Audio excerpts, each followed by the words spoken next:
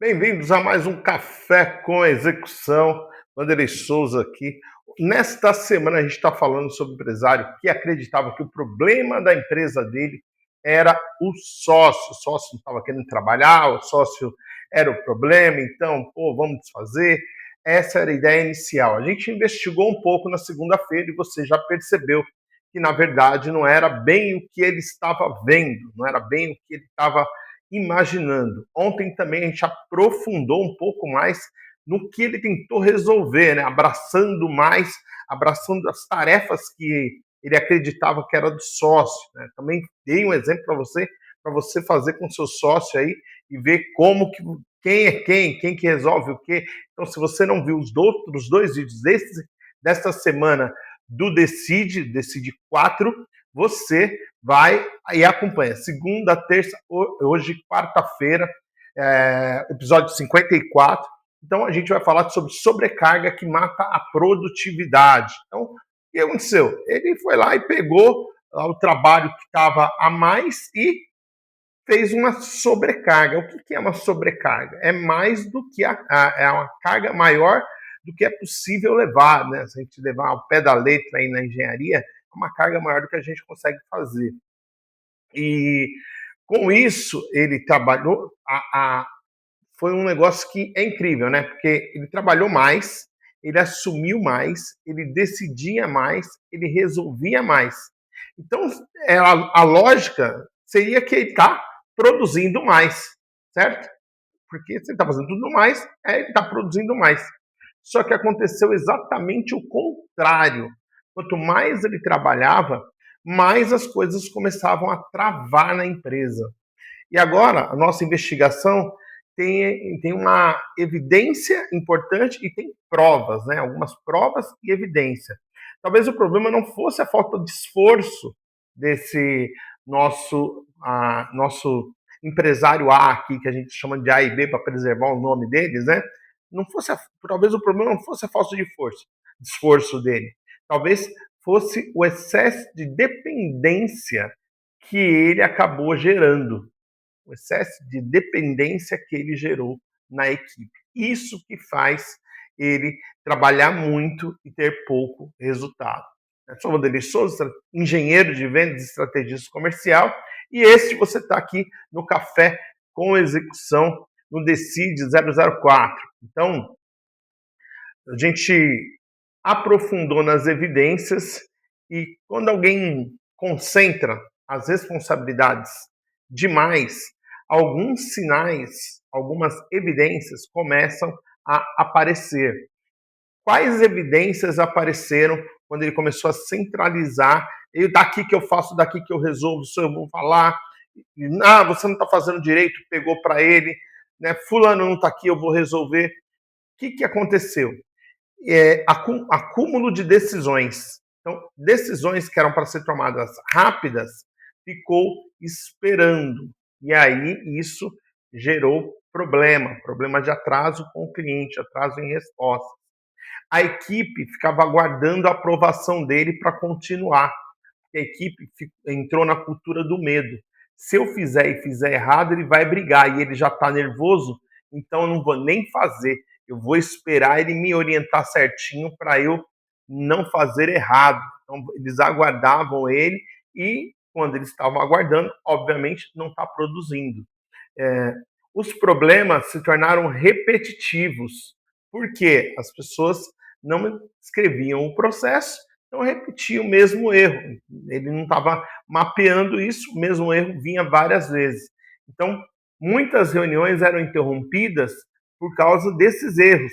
Olha a consequência, o efeito bola de neve, né? O WhatsApp, quando ele saía, toda hora tocando, o pessoal mandando mensagem para ele, assuntos que eram estratégicos, extremamente importantes, estavam sendo adiados. E aí, o que é importante? Quando você adia, a consequência é ele ficar urgente.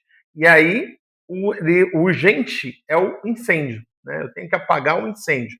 Então, o urgente estava ocupando 80% da agenda dele, em vez de 10% ou 15% que seria. Acontece, né? Acontece coisas urgentes que não estão na nossa mão. E lá estava o contrário. tudo estava virando urgente. E aquela fase clássica que o empresário fala quando ele está fazendo várias tarefas e não está fazendo a tarefa que traz mais resultado, né? Eu não tenho tempo. Aí ele viu que ele não tinha tempo. Mas atenção, a falta de tempo nem sempre significa excesso de trabalho. Às vezes significa excesso de coisas que não deveriam depender de você e você está centralizando.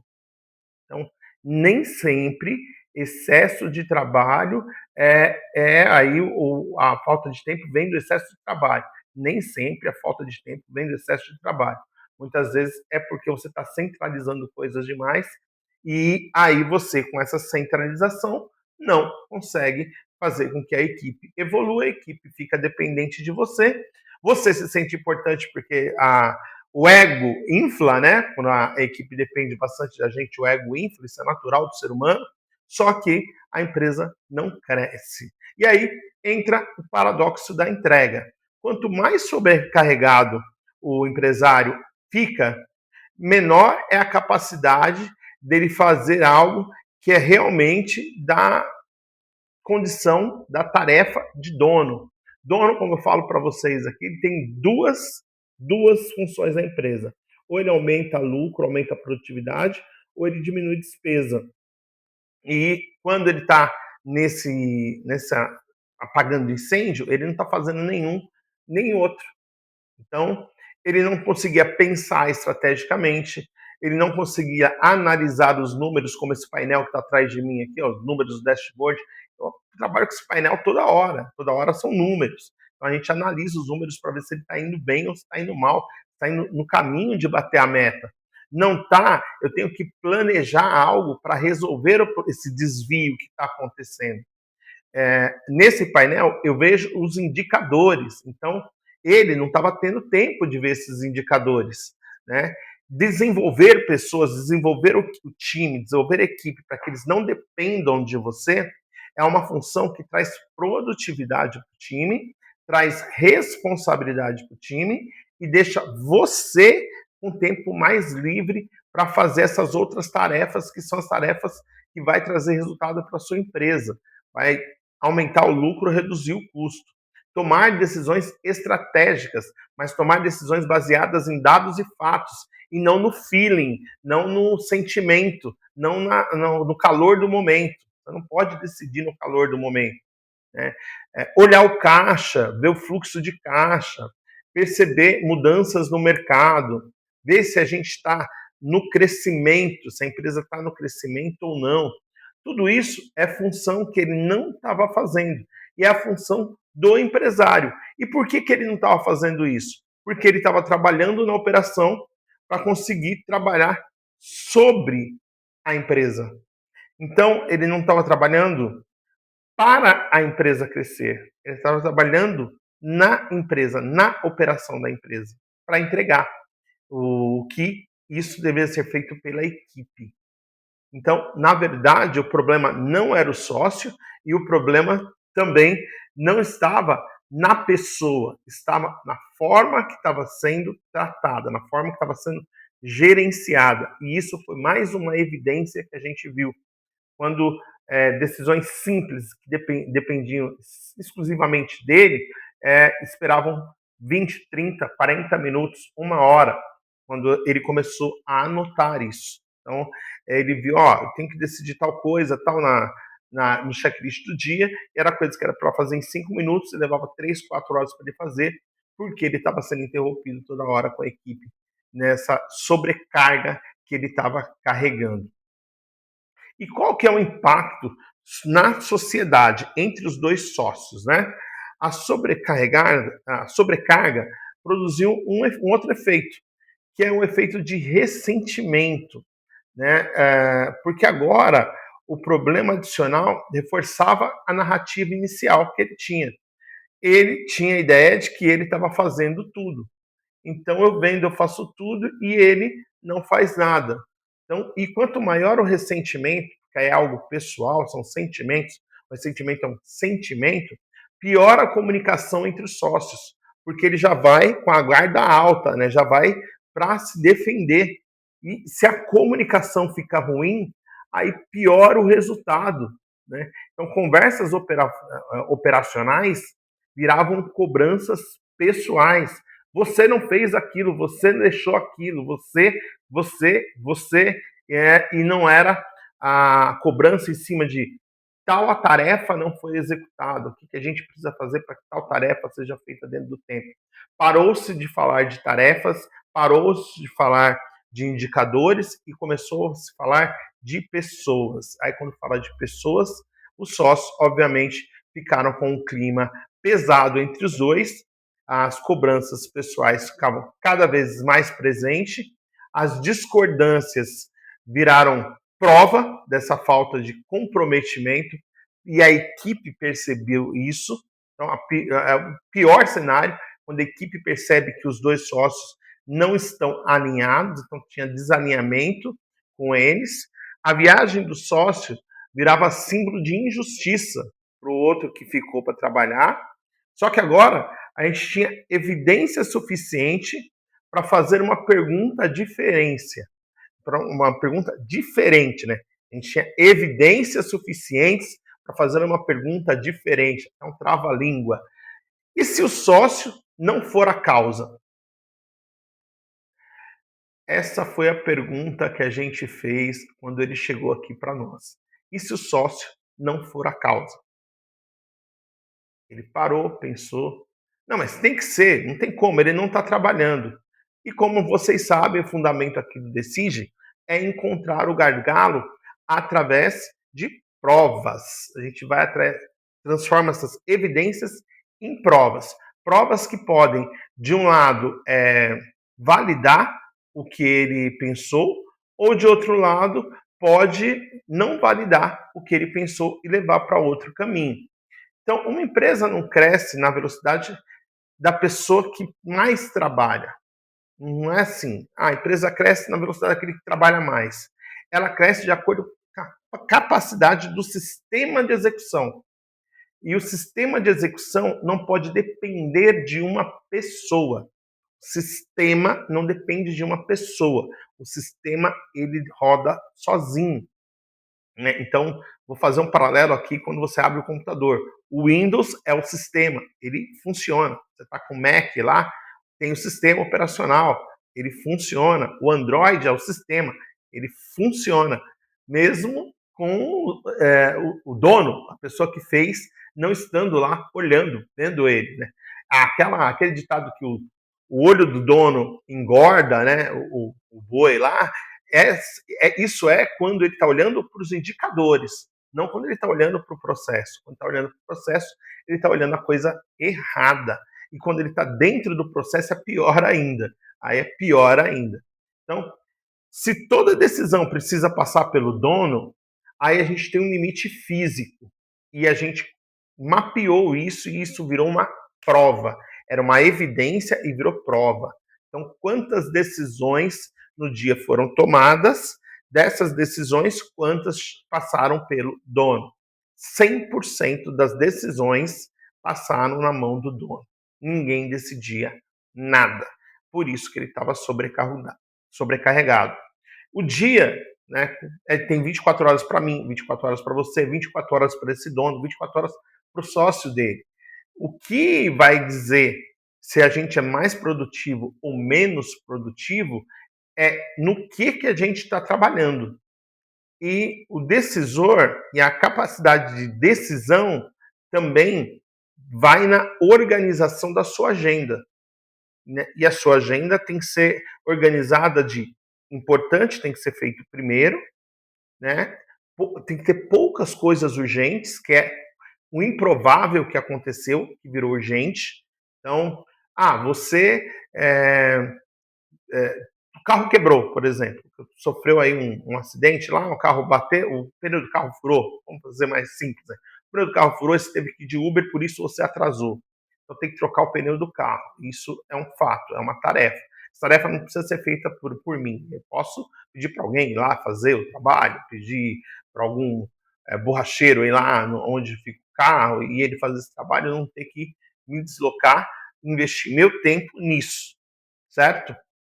Eu posso vir trabalhar de Uber, vir de ônibus, vir com outra ferramenta, né, para o trabalho, pedir uma carona. Então, não necessariamente eu tenho que estar envolvida naquela solução. A solução ela pode se resolver sem a minha presença. Ela não precisa da minha presença para ser resolvida. Por quê? O meu tempo investido em algo melhor vai trazer mais resultado para a empresa. É por isso que a sobrecarga não há uma medalha. Por isso que a gente não comemora o esforço da pessoa. Sobrecarga recorrente é sobrecarga recorrente é evidência do desenho operacional ruim.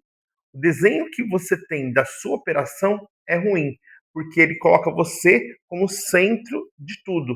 Então, como tudo tem que passar por você, você se torna o próprio gargalo da empresa. E aí chegamos nas provas que a gente precisava.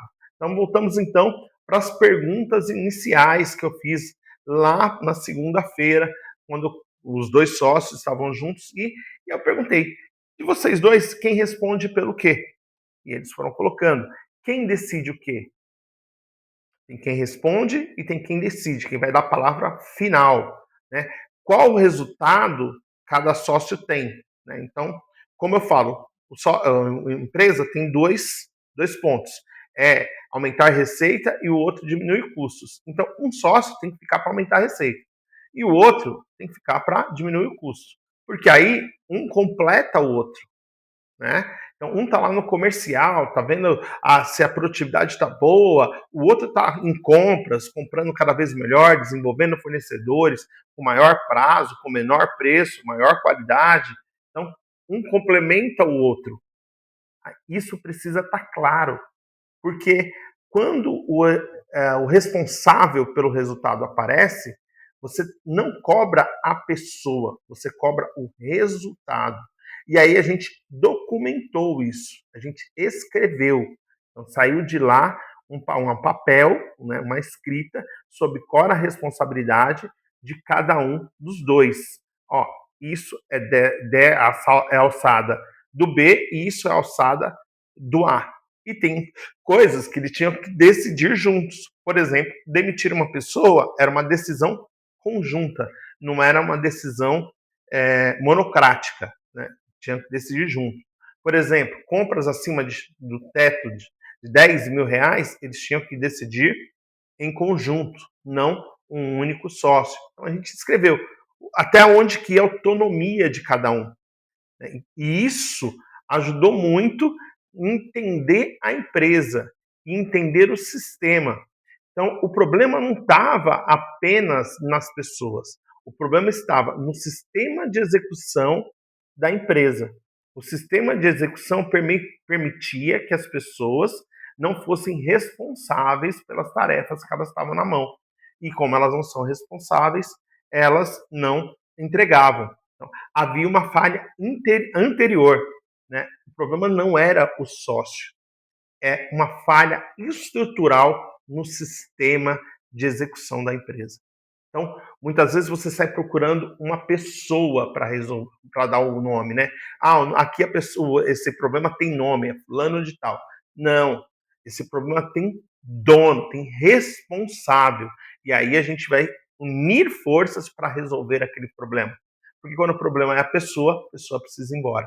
Né? E não é isso que a gente está procurando. A gente não procura pessoas, a gente procura a fonte da onde que está vindo isso. Quando a gente descobriu o problema estrutural, aí ficou evidente, claro, simples, comprovado para os dois sócios o que estava acontecendo. Aí a investigação mudou completamente de direção, porque com as provas a gente começou a conseguir a dar recomendações. E o que a gente recomendou? E eu recomendo que você também faça isso, tá? Olhe a agenda da sua última semana e separe as suas atividades em 3 grupos, ok? Vai pegar a sua agenda, vai separar em 3 grupos. Você pega a sua agenda lá, vamos pensar que isso fosse a sua agenda aqui, ó. Você vai separar grupo 1, 2, 3. Eu vou até pegar aqui assim, ó, e fazer para vocês aqui, para ficar bem claro, né? Ó, então temos aqui 1, 2, 3. Temos 3 datas, 3 planos aqui, né? 3 planos. Por quê? Porque esse primeiro aqui você vai colocar só eu posso fazer.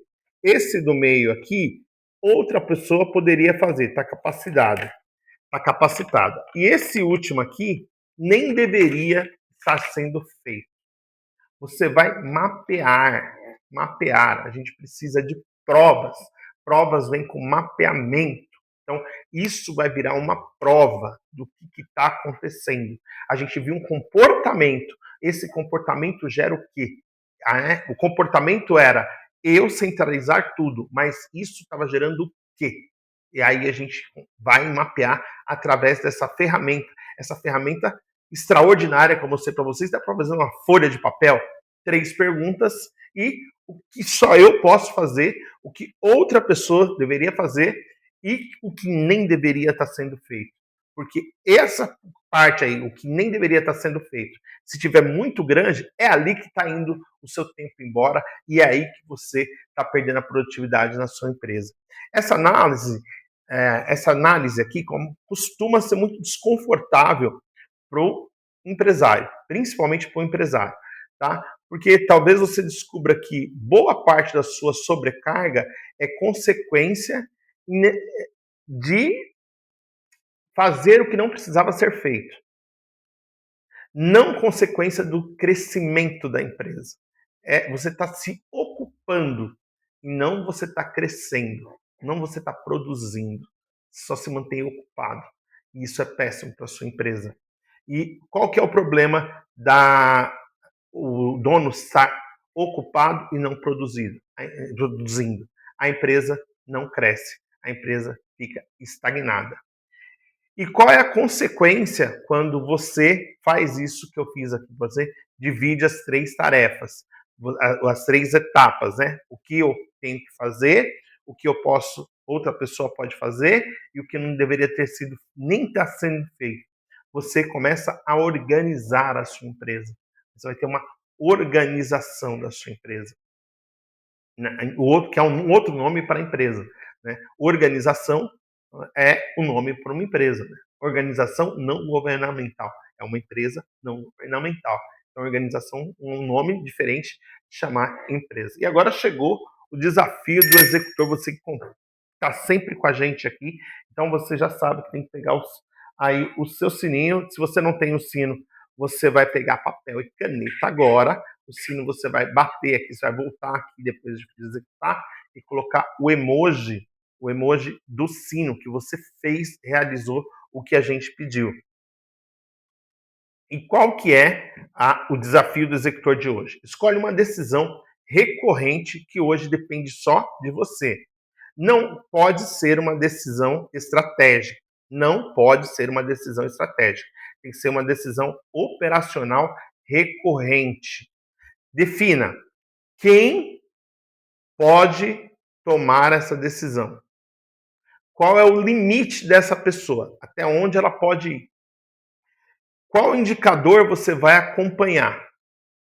Com qual frequência você vai acompanhar esse indicador?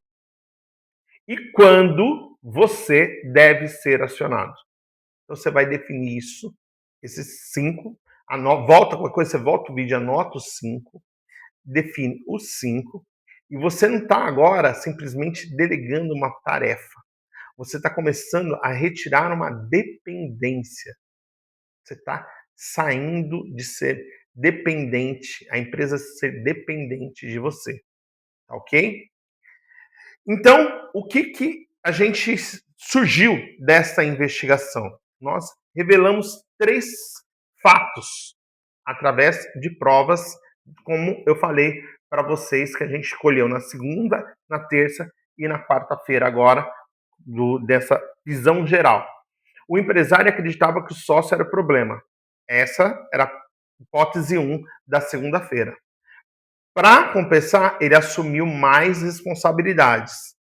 Foi o que ele fez para resolver. Quanto ele assumiu mais responsabilidades, ele piorou o problema, porque ele centralizou. E quando ele centralizou nele, a gente volta para a pergunta inicial. Quem que estava errado? O sócio A? O sócio B? ou os dois? Quem que estava errado aqui nessa ideia? Quem que estava errado? O sócio que estava reclamando que o outro estava viajando, o sócio que estava viajando, ou os dois? O que não deveria viajar porque não era tempo ainda, e o que estava sobrecarregando porque ele assumiu coisas que não era dele. A resposta que a gente encontrou foi diferente, porque havia algo que tinha sido claramente, nunca tinha sido é, visto, né? Estava evidente, mas nunca foi tão palpável, tão visível naquela empresa. E sem isso, qualquer dupla de sócios poderia acabar no mesmo conflito. E amanhã, no episódio 55, eu vou revelar para você qual era o verdadeiro problema a partir da descoberta, né, que a gente fez com essa investigação. E talvez esse verdadeiro problema mude a forma que você enxerga o seu sócio. E eu vou falar isso amanhã no nosso próximo encontro, o Decide de quinta-feira. Então, quinta-feira, nós vamos falar aqui com você sobre esse verdadeiro problema, né? Qual era o verdadeiro problema? Era um sócio? Era o outro sócio? Ou eram os dois? Te vejo amanhã no nosso Café com Execução 55, o verdadeiro problema que estava travando essa empresa.